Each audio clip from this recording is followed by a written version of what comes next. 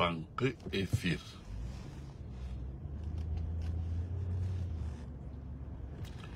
Tangkı efir.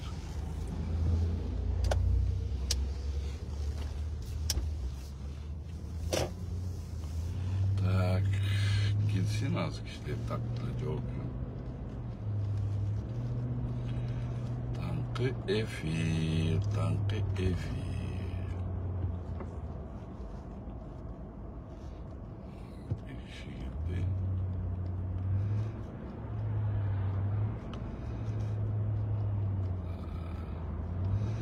TikTok'a çıksam mı? Обращение менен. Bir kişi efirde. Feyzullah Cınaliyev. Feyzullah Cınaliyev, selamun aleyküm. Bir kişi efirde.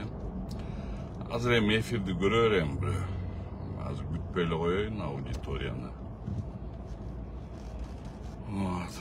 Bir обращение. Раз уже обращение президентке жетпей жатса, тергөө Камчат Кыдыршаевичке жетпей жатса, тергөө амалдар беспредел, хаос кылып аткан сотторго, төрөгөчүлөргө, алардын чоңдоруна сөз жетпей жатса, мен бөлөкчө ойлонуп, мыйзамга ылайык дисциплинарная комиссия судей деген бар.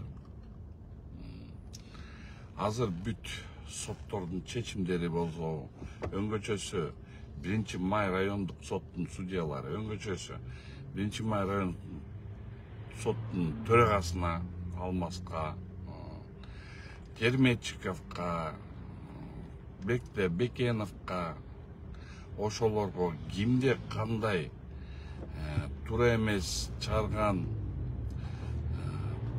маалыматтарыңар болсо, менин личкама жазгыла. Мен ошолордун баардыгынан алып менин личка аркылуу кабарлашкыла.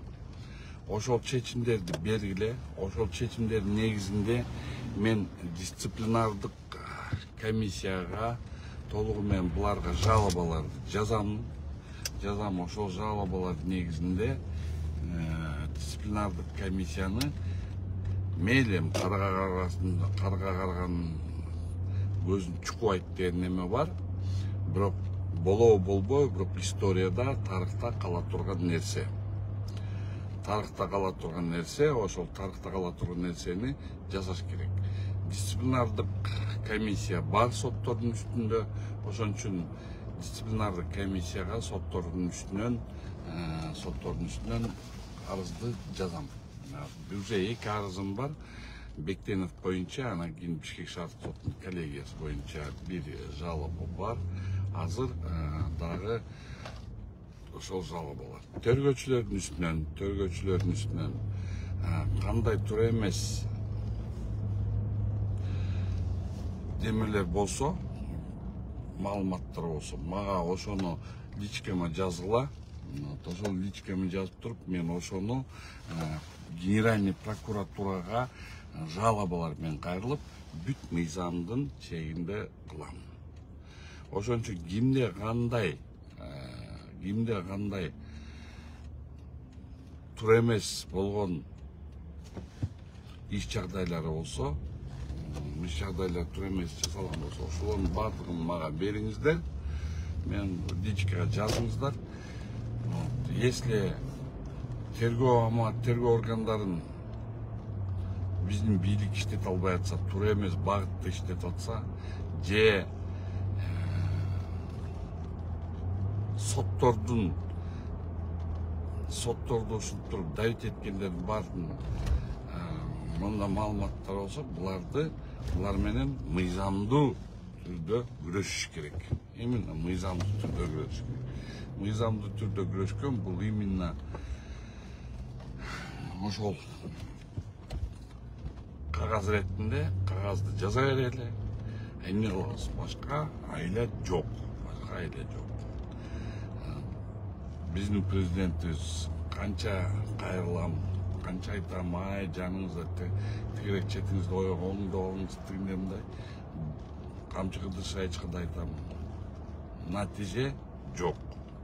Натиже жок болгон соң буларга, что президентибизге, что Камчыгы Дыршаевичка, что Курманкул Токторлиевичке, что Замир Курамаевичка баары бир болсо, сот системасы туура иштеп атабы, төргө органдар туура иштеп атабы, мыйзамдуу иштеп атабы болсо, тогда айла жок, биз мындай тарыхта калыш үчүн жоктон жазып, бир маал келгенде, бир кезек келгенде ошол кагаздардын баарын алып чыгып туруп, ар бир ошол туура эмес чечим чыгарган сотторду карап чыгарышыбыз керек. Ошон үчүн азыр могунун баарын берсеңиздер, ошол сотторго мен Facebook баракчамда, TikTokто, могу жерде аккаунт ачам, соттор, төргөчүлөр кара тизме деген. Ошол кара тизмеге киргизип, убакытча өткөндөн кийин мыйзам чегинде кылабыз баарын. Баары өткөндөн кийин биз ошол кара тизмеден ачып алып, биз ошондо карайбыз. Мен деле ойлойм, бир Садыр Нуркожоевич деле, Камчы Кыдыршаевич деле бир кезде болбосо да, бир кезде көрөт, что бир жыл өтөбү, 2 жыл өтөбү, бирок алар деле көрөт соттордун беспределин, төргөчүлөр, оперлер давить эткендердин баардыгын көрөлү. Анан ошонун кара тизмени алып чыгалы. Ошол кара тизме менен ар бирөөсүн сурап көрөлү. Эмне себептен, ким буйрук берген, эмне себептен мындай чечим чыгаргансың деп туруп, ошондой кара тизме жасашыбыз керек. Ошондуктан урматтуу достор, менин оюмча силер туура кабыл аласыңар, бүт баары мыйзам чегинде болсун. Бирок соттор булар өзүнүн бийликтин бир бутагын унутуп калышты. Керек болсо өзүлөрүн сыйлабай калышты.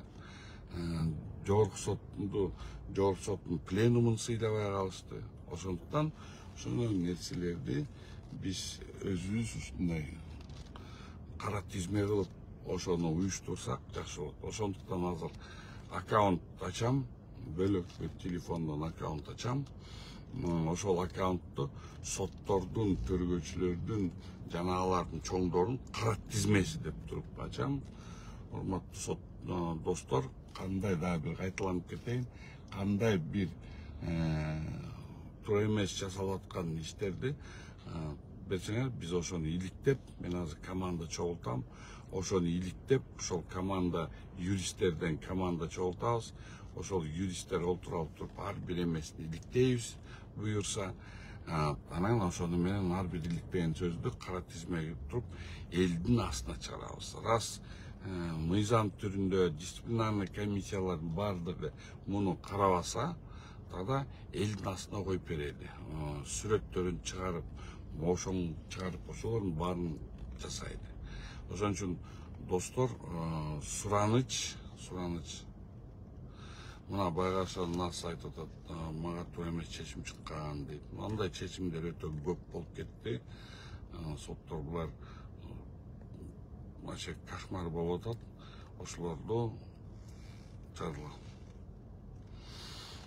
Ошол аккаунтту азыр ачалы, бүгүн специалисттер чыгарам. Ошол специалисттер баардыгы ошону чыгарабыз. Мен түз эфирлеримди карап туруңуздар.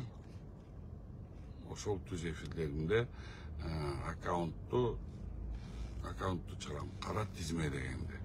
Ошол кара тизмеге соттор, төргөчүлөр, оперлер, ошолордун баарын сүрөттөрү менен. Силерде возможностторуңар болсо, ошол жакта туура чечимдер болсо, видеолорду тартып алып тургула.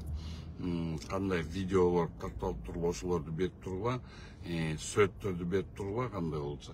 Анан ошолордун баардыгын биз деген ошо кара тизме деген аккаунтка чыгарабыз. Жакшы алыңыздар, баарыңыздарга ийгилик. Кудайым буйрса, мен деле ойлойм, биздин ажообуз бүгүн болобу, эртең болобу, жарым жыл болобу, 1 жыл болобу, 2 жыл болобу, бирок алар деле бир күнү болсо да бир күнү эсине келер. Эсине келип ошондо көрөт, ай соттор вообще кошмар турбайбы деп туруп ошолор айтат. Ошон үчүн бардыгыңарга аманчылык, ден соолук. Алга Кыргызстан.